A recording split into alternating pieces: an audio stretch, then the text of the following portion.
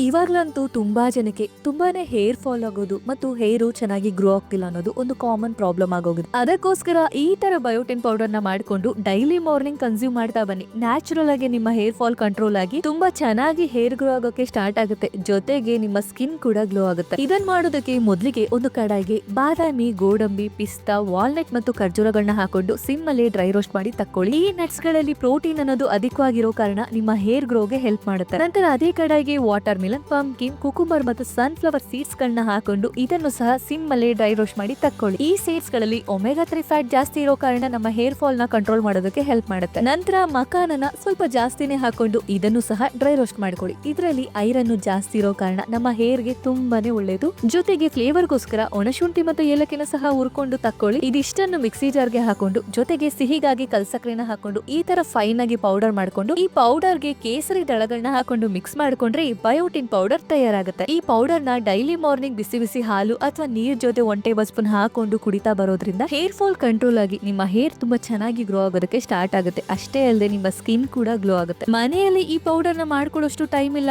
ಮತ್ತು ಮಾಡ್ಕೊಳ್ಳೋ ಪ್ರೊಸೀಜರ್ ಕಷ್ಟ ಅನ್ನೋರ್ಗೆ sit and food Tamil page ಅವರು ನಾವು ಮನೇಲಿ ಮಾಡೋ ರೀತಿನೇ ಸೇಮ್ ಪ್ರೊಸೀಜರ್ ಅಲ್ಲಿ ಯಾವುದೇ ಕೆಮಿಕಲ್ಸ್, ಪ್ರಿಸರ್ವೇಟಿವ್ಸ್ ನ ಆಡ್ ಮಾಡದೆ ತುಂಬಾ ಹೆಲ್ದಿ ವೇ ಅಲ್ಲಿ ಈ ಪೌಡರ್ ನ ತಯಾರಿಸ್ತಾರೆ. ಇವರ ಪ್ರಾಡಕ್ಟ್ಸ್ ಗಳು ನಿಮ್ಗೆ ಬೇಕಿದ್ರೆ ಇವರ ಅಫಿಷಿಯಲ್ ವೆಬ್ಸೈಟ್ ಅಥವಾ ವಾಟ್ಸ್ಆಪ್ ನಂಬರ್ ಮುಖಾಂತರ ಆರ್ಡರ್ ನ ಪ್ಲೇಸ್ ಮಾಡ್ಕೊಳ್ಬಹುದು.